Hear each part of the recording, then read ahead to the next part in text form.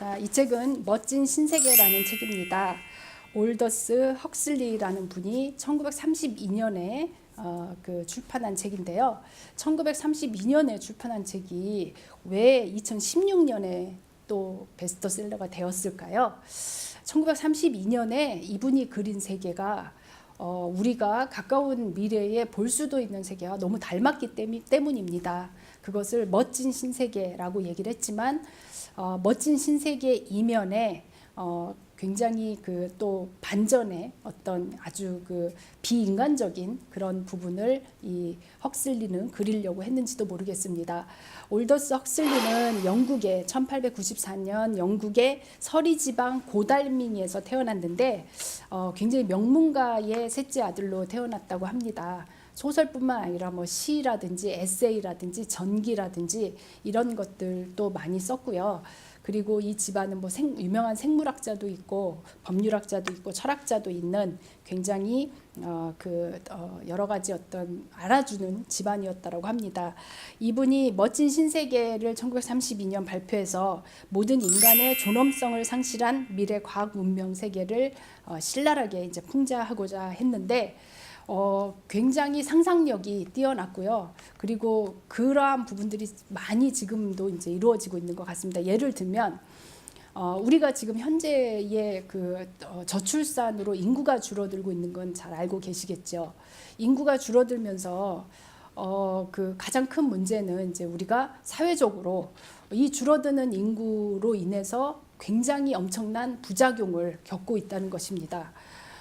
사실 예를 들면 과거만 해도 여러분들 인구론을 썼던 멜더스라는 인구학자, 경제학자일 수도 있고 인구학자는 인구가 너무 늘어서 식량보다 인구의 증가가 더 높기 때문에 많은 인구들이 식량이 부족해서 굶어 죽을지도 모르니 산화 제한을 해야 된다고, 또는 전염병이라든지 전쟁 이런 것들이 발생해서 사람이 인구가 급속도로 늘어나는 것을 막아야 된다고 한 것이 언제인데, 지금 같은 경우는 우리나라도 그렇고 많은 선진국들이 인구의 감소에 대해서 굉장히 고민을 하고 있습니다. 그럴 때 퍼뜩 드는 생각이, 어떻게 남녀가 만나서 자녀를 낳을 수 없다면, 그리고 그것이 너무나 사회적으로 힘든 일이라고 한다면 난자와 정자를 실험실에서 결합시켜서 아이를 탄생시킬 수도 있지 않을까, 이런 생각을 하게 되고, 지금도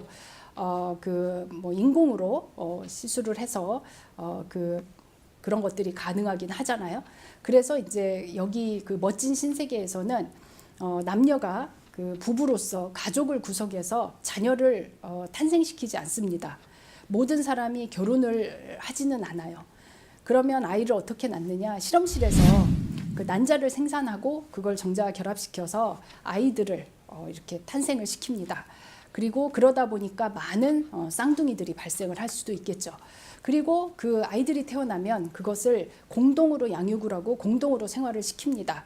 그래서 아이들이 집에서 이렇게 부모하고 교감에 의해서 부모가 키워주는 것이 아니라 시설에서, 공동시설에서 집단 생활을 통해서 공동 양육을 받고 이렇게 아이들이 성인으로 이렇게 자라나게 됩니다.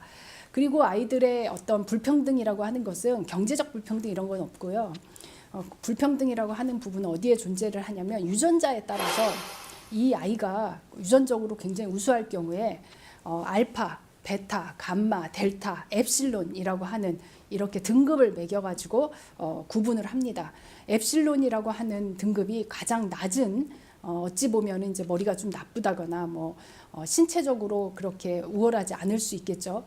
그런데 그러면 엡실론이나 델타나 이런 등급을 받은 아이들은 알파를 받은 사람들에 비해서 굉장히 불행하거나 비참하다고 생각을 해야 되는데, 그런 게 없습니다. 왜냐하면 이 아이들은 어릴 때부터 습성 교육을 받아요. 조건반사적인 습성 교육을 받아서 본인들이 사회적으로 마땅히 해야 될 일이 있고, 또 그것에 대해서 스스로 굉장히 그 만족을 하고 다른 사람과 비교를 하지 않습니다.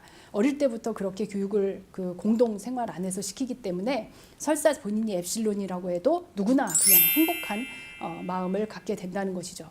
그렇게 되면 남녀가 교제를 해도 한 사람하고만 교제를 하는 것이 아니라 여러 사람하고 교제를 하고 성관계도 맺고, 그렇지만 여자들은 피임을 통해서 아이를 낳지는 않습니다. 그거는 굉장히 이 사회에서는 수치스러운 일로 그렇게 됩니다. 그리고 과학이 아주 발달한 그런 그 곳이기 때문에 노화가 없습니다. 그러니까 많은 부분의 질병들이 다 조절이 되고, 그 다음에 뭐 칼슘이라든지 필요한 단백질을 잘 주입을 해서 항상 젊음을 유지할 수가 있고요. 그리고 또 어떤 자녀 돌봄이라든지, 또 여성이기 때문에 자녀를 출산하고 그 출산한 아이를 키우고 하느라고 본인의 어떤 사회적 활동을 못하는 것도 아닙니다. 모든 사람들이 뭐 하루에 뭐 7시간 또는 6시간 정도 일을 합니다.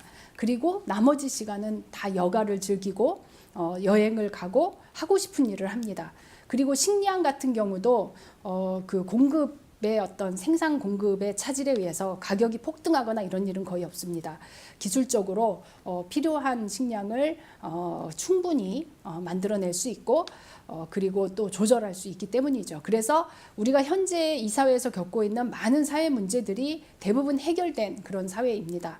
그런데 이제 과연 이 사회에 살고 있는 사람들이 행복하다고 생각을 할까?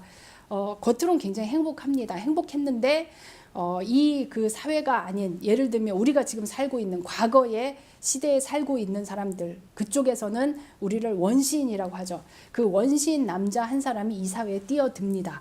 그러면서 이 사회가 인간적이지 않고 인간의 낭만, 그러니까 남녀 간의 낭만적인 사랑이라는 게 없는 거죠. 그리고 자녀와 부모 안에서 발생하는 갈등과 고통이 없으므로 그러한 애정과 인간으로서 반드시 느껴야 되는 희노애락, 이런 것들이 상당히 많이 없어요. 예를 들면 어떤 남자하고 사귀었는데 그 남자하고 잘 안 됐어요. 그러면 굉장히 고통스러운 시련의 아픔을 겪어야 될 때, 이 사회에서는 소마라고 하는 약이 있는데요. 그것을 먹고 자게 되면 그 고민의 씨앗이 다 없어져 버리고 아주 기분 좋은 상태가 됩니다.